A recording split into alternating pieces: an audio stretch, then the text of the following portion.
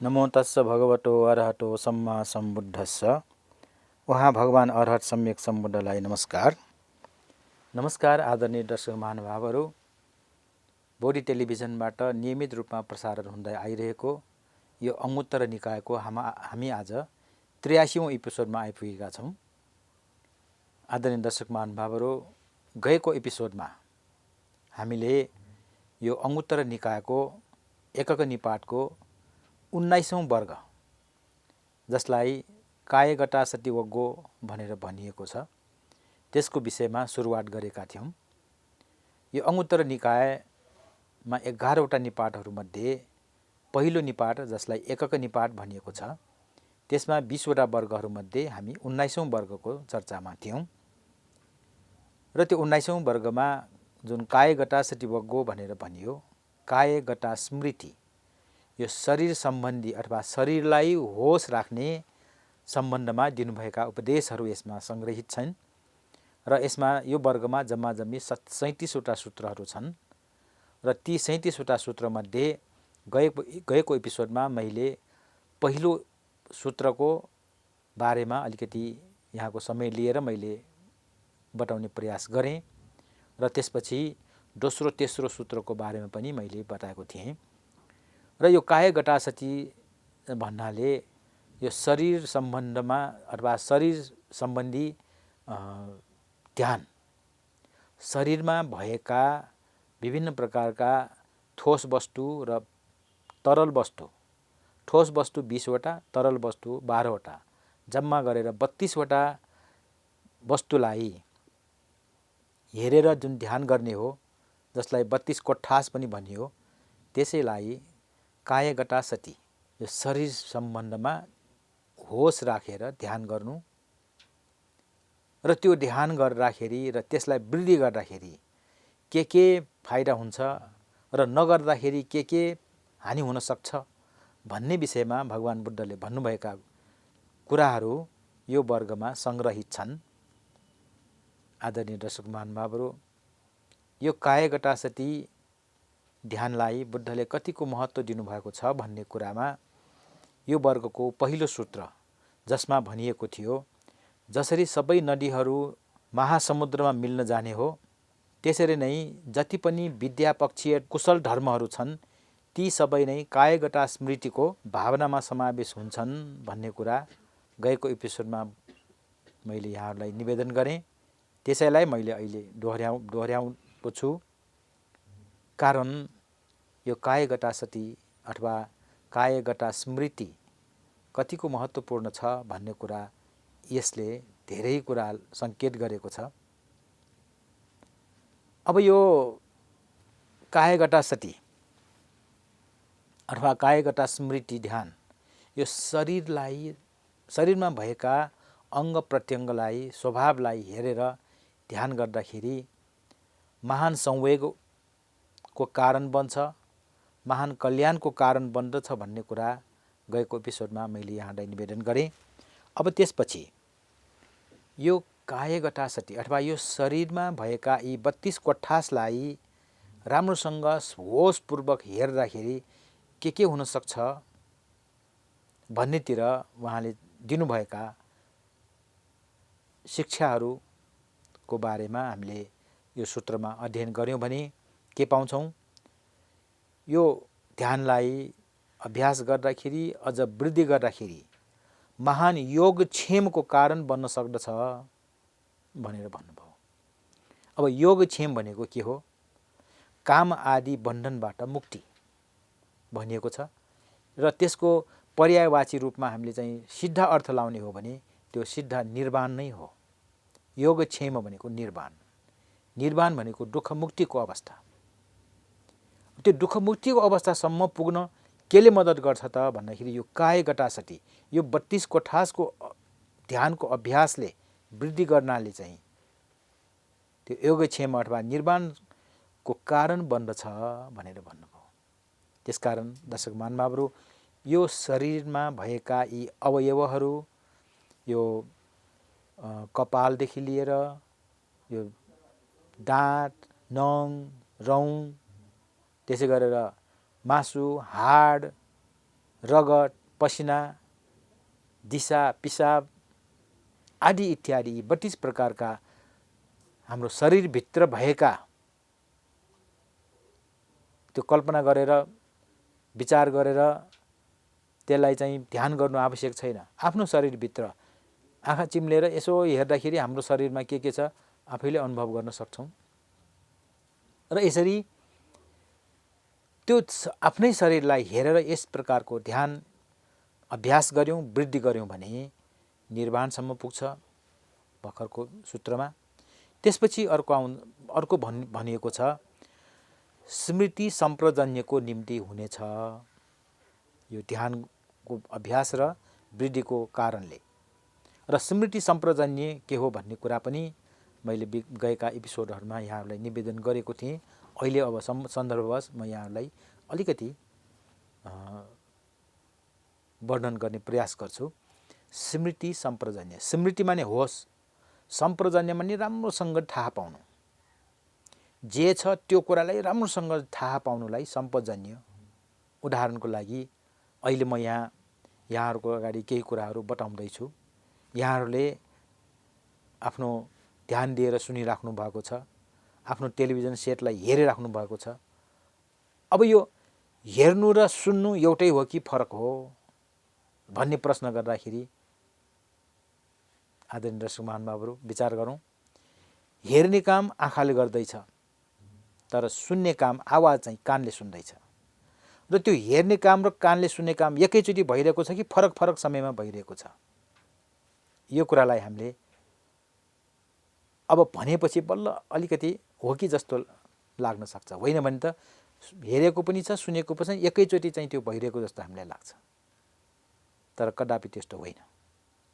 हेर्ने बेलामा हेर्ने चित्त उत्पन्न हुन्छ, सुन्ने बेलामा सुन्ने चित्त उत्पन्न हुन्छ। नपत्या हामी यही श्रव्य दृश्यमा चाहिँ अलिकति ध्यान दिउँ। राम्रोसँग भनिरहेको त्यो शब्दलाई तपाईँ अलिकति ध्यान दिनुभयो, त्यसमा तपाईँको चाहिँ ध्यान आकर्षण भयो भने तपाईँको मन कानमा आउँछ। आँखाले देखेको रूप चाहिँ अलिकति माने राम्रोसँग नदेखेको जस्तो, त्यसमा ध्यान नदिएको जस्तो हुन्छ।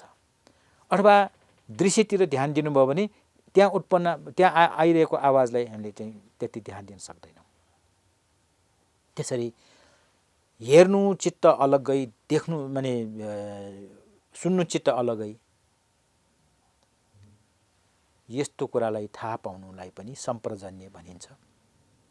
अब यो अलिकति गम्भीर भएको कारणले बुझ्न पनि अलिकति गाह्रो हुनसक्छ। जस्तो अब तपाईँले बिहान उठ्नुहुन्छ, बिहान उठेर अब आफ्नो शौच कार्य, स्नानका कार्यहरू गर्नुहुन्छ।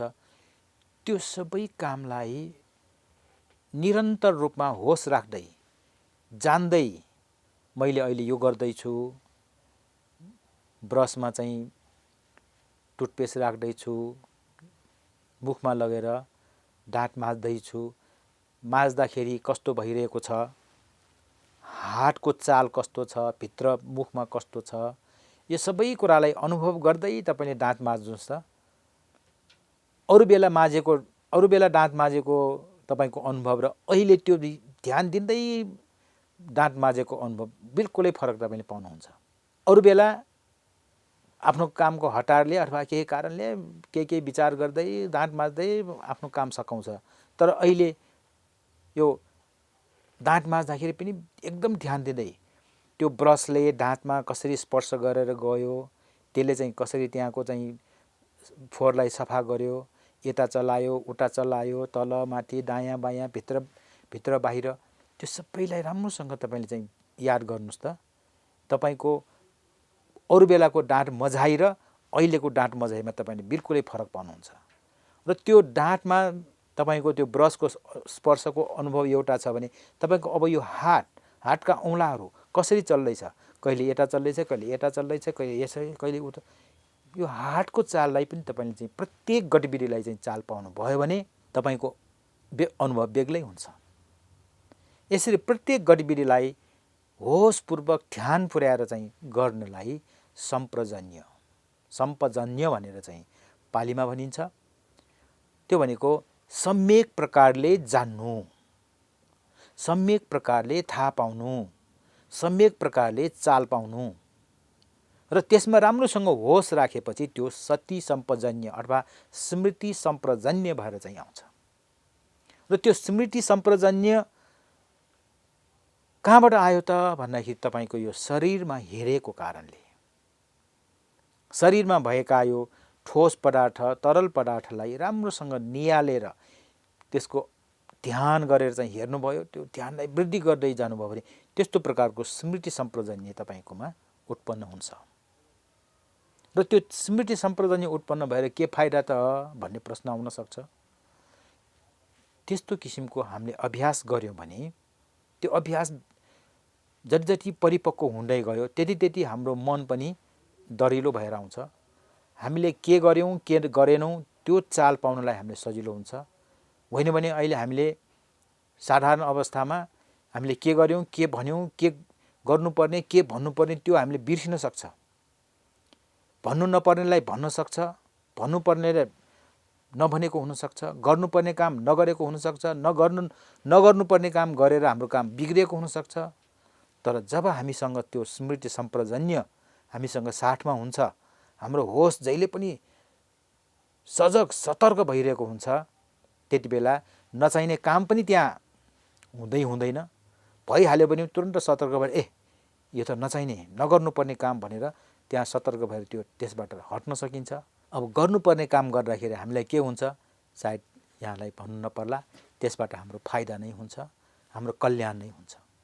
त्यसकारण स्मृति सम्प्रजन्य पनि अति महत्त्वपूर्ण हाम्रो एउटा साथी भनौँ, एउटा हाम्रो राम्रो गुण भनौँ, हाम्रो कल्याणकारक गुण हो। र त्यो कल्याणकारक गुणको अभिवृद्धि अथवा त्यसको अभ्यास कहाँबाट हामीले चाहिँ प्राप्त भयो त भन्दाखेरि त्यो कायगटासती हाम्रो शरीरमा हेरेको कारणले, त्यसको अभ्यासको कारणले। त्यसकारणले उहाँले भन्नुभयो यो कायगटासती ध्यानको अभ्यास गर्नाले वृद्धि गर्नाले स्मृति सम्प्रजन्यको निम्ति हुनेछ। त्यसै गरेर अर्को सूत्रमा उहाँले भन्नुभयो ज्ञान दर्शन लाभको निम्ति हुनेछ।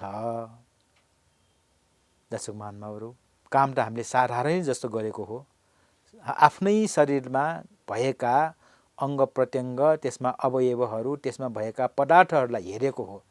तर त्यो हेरेको कारणले, त्यसलाई राम्रोसँग चाहिँ हामीले अभ्यास गरेको कारणले, भाविता गरेको कारणले, त्यो भावितालाई वृद्धि गरेको कारणले तपाईँले अब सम्भावना के छ त, ज्ञान दर्शन लाभको निम्ति हुनेछ। अब ज्ञान दर्शन लाभ भनेको के हो? ज्ञान दर्शन जुन यो संसारको प्रकृतिको स्वभावको ज्ञान हो, त्यो ज्ञानलाई चाहिँ हामीले आत्मसात गरेर लिनु, त्यसलाई ज्ञान दर्शन भनेर भनिन्छ। र त्यो ज्ञान दर्शन लाभको निम्ति हुनेछ के? त्यो शरीरलाई हेरेको कारणले। आदरणीय दर्शक महानुभावहरू, यसै गरेर अर्को सूत्रमा उहाँले के भन्नुहुन्छ, यसरी यो आफ्नो शरीरलाई हेर्ने जुन ध्यान गर्दाखेरि, त्यो ध्यानलाई वृद्धि गर्दाखेरि यही जन्ममा सुखपूर्वक रहन पाउनुको निम्ति हुनेछ। दर्शक महानुभावहरू, कति फाइदाजनक हेर्नुहोस् त। तपाईँलाई सुख चाहनुहुन्छ, तपाईँ सुखपूर्वक बस्न चाहनुहुन्छ भने अब यो ध्यान गर्दाखेरि तपाईँले पाउनुहुन्छ। अब सुखको चाहना गर्ने मानिसहरूले त्यो सुख पाउनको लागि के मात्रै गरेको छैन, गर्न हुने पनि गरेको छ, गर्न नहुने पनि गरेको छ। अनि यहाँ जान्दा हुन्छ कि त्यहाँ जान्दा हुन्छ कि एकदम भौँटारिएर मानिसहरू यताउति दौडिराखेका छन्। अनि भए पनि नभए पनि खर्च गरेर फलाना ठाउँ जाने, ढिस्काना ठाउँ जाने, त्यहाँ गएपछि आनन्द आउँछ कि, त्यहाँ गएपछि चाहिँ रमणीय दृश्यहरू देखेर चाहिँ मन आनन्द हुन्छ कि भनेर मानिसहरू भौँटारिरहेका छन्, देश विदेश घुमिराखेका छन्। एक हिसाबले त्यो पनि नराम्रो होइन, पर्यटनको हिसाबले आफ्नो पैसा खर्च गरेर ठाउँ ठाउँमा घुम्नु, त्यो ठाउँको विकासमा केही टेवा दिनु, केही सहयोग गर्नु, त्यो नराम्रो होइन।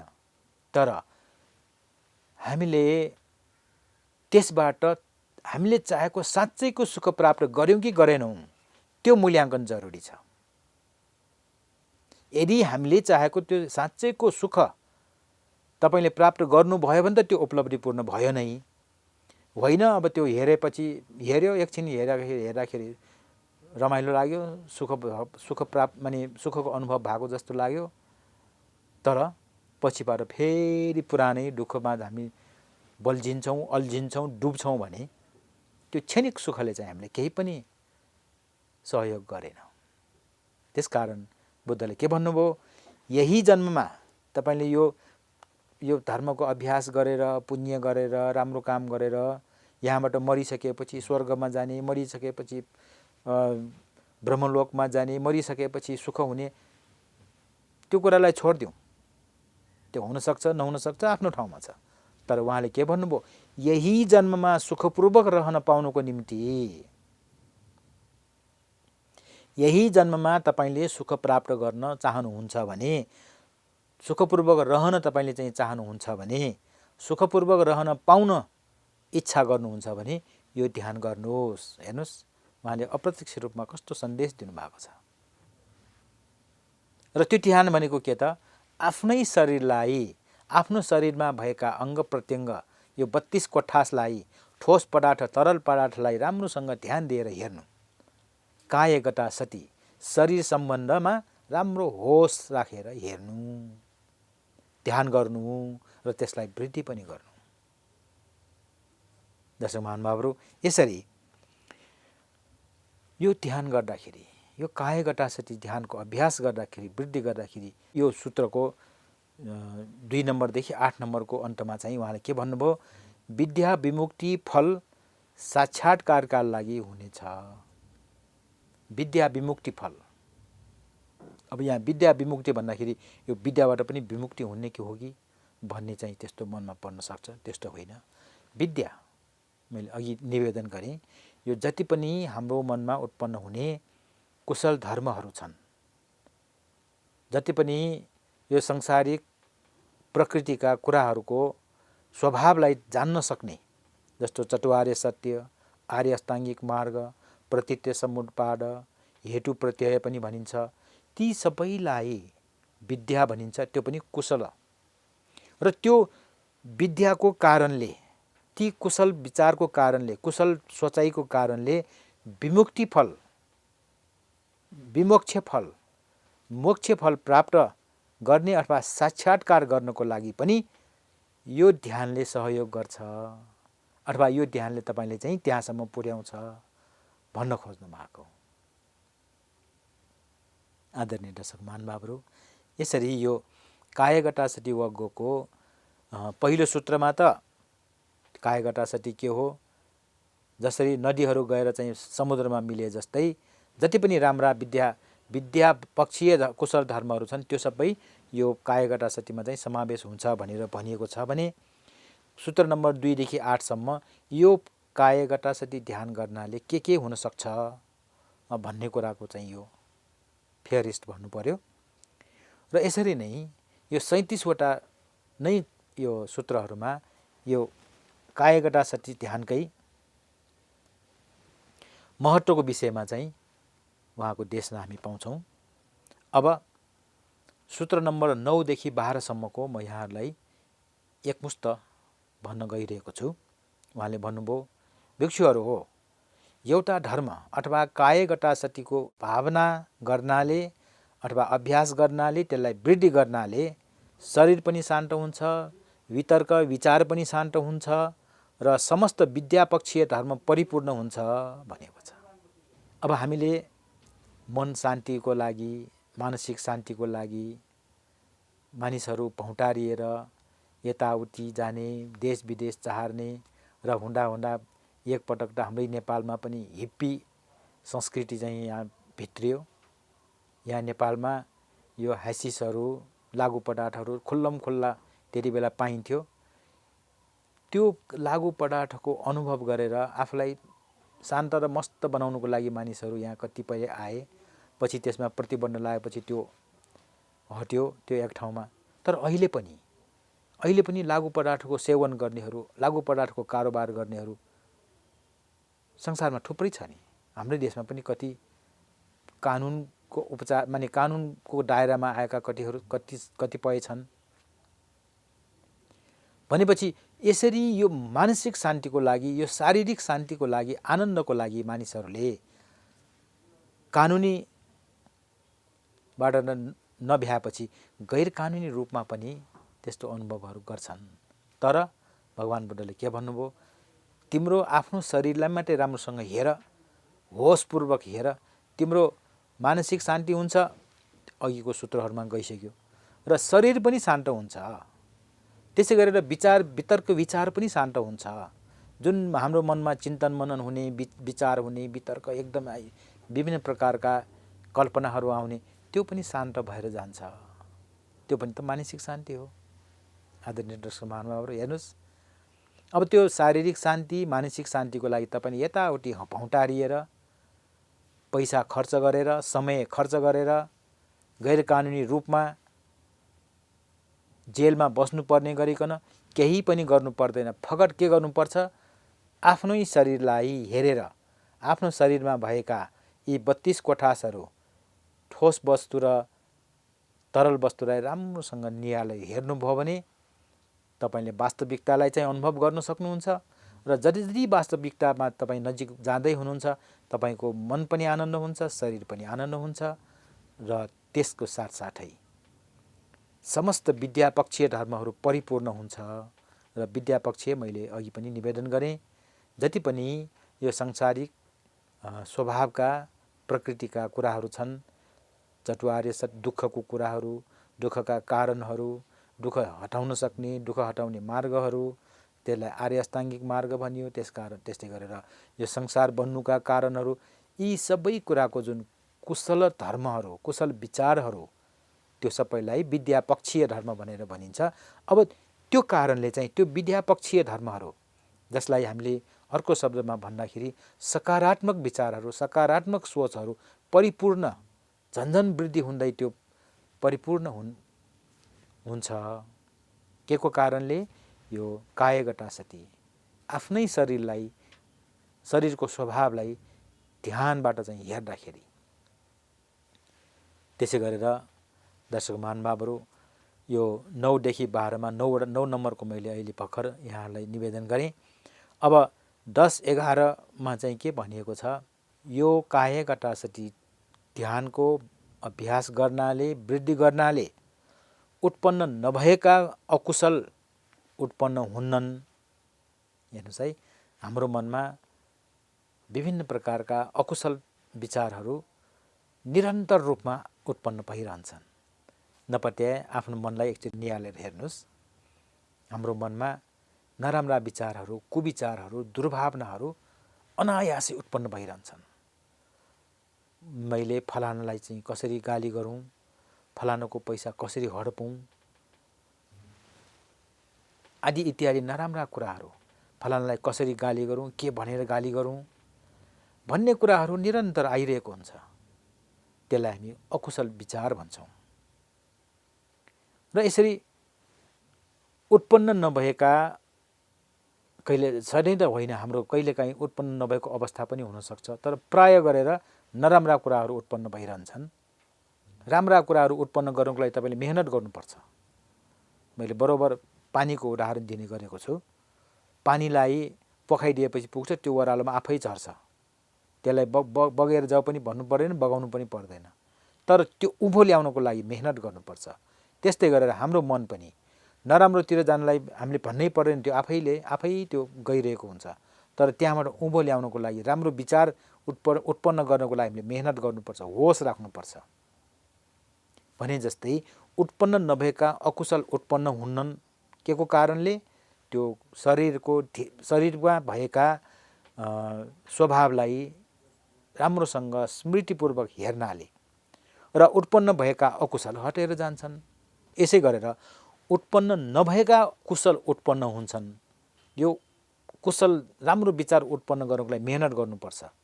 र त्यसरी उत्पन्न नभएको विचार उत्पन्न हुन्छ। कसरी त? यही आफ्नो शरीरलाई हेरेर, राम्रो स्मृतिपूर्वक हेर्दाखेरि, त्यसको स्वभाव थाहा पाउँदाखेरि, त्यसबाट संवेग उत्पन्न हुँदाखेरि र उत्पन्न भएका कुशल झन् वृद्धि हुन्छ। यो उत्पन्न नभएको अकुशल उत्पन्न नहुने, भएको अकुशल हटेर जाने, उत्पन्न नभएको कुशल उत्पन्न हुने र उत्पन्न भएको कुशललाई अझ वृद्धि गर्ने, यो 4वटा जसलाई सम्यक प्रधान भनिन्छ। यसको बारेमा पनि पहिलेका एपिसोडहरूमा मैले यहाँलाई निवेदन गरेँ। यो भनेको राम्रो प्रयास हो, सही प्रयास हो, सही मेहनत हो। र त्यो सही मेहनतको लागि चाहिँ यो कायगठासठी, यो शरीरलाई ध्यान गरेर त्यसको स्वभावलाई थाहा पाएर जुन आउने चाहिँ त्यो प्रतिफल हो, त्यसले चाहिँ हाम्रो यो सम्यक प्रधानलाई पनि टेवा दिइरहेको हुन्छ। दर्शक महानुभावहरू, त्यसै गरेर 12औं सूत्रमा उहाँले के भन्नुभयो, यो कायगठासठीको अभ्यास गर्नाले, वृद्धि गर्नाले अविद्याको प्रहान हुन्छ। अविद्या भनेको अज्ञानता, जसलाई अन्धकार पनि भनिन्छ। त्यो अन्धकार अज्ञानताको प्रहान हुन्छ भने त्यसलाई चाहिँ त्यो हट्छ, विद्या उत्पन्न हुन्छ। अब अज्ञानता हटिएपछि त ज्ञान उत्पन्न हुने भइहाल्यो। त्यसै गरेर अभिमान नाश हुन्छ, क्लेश समूल अथवा एकदम त्यो जराइदेखि नष्ट हुन्छ र संयोजन पनि नाश हुन्छ। संयोजन भनेको बन्धन, हामीलाई एउटा बन्धनमा पारेर एक प्रकारको बन्धक बनाएको चाहिँ हाम्रै मनभित्र छ। त्यो 10वटा छन्। यसको बारेमा पनि यहाँहरूलाई मैले पहिले निवेदन गरेको छु।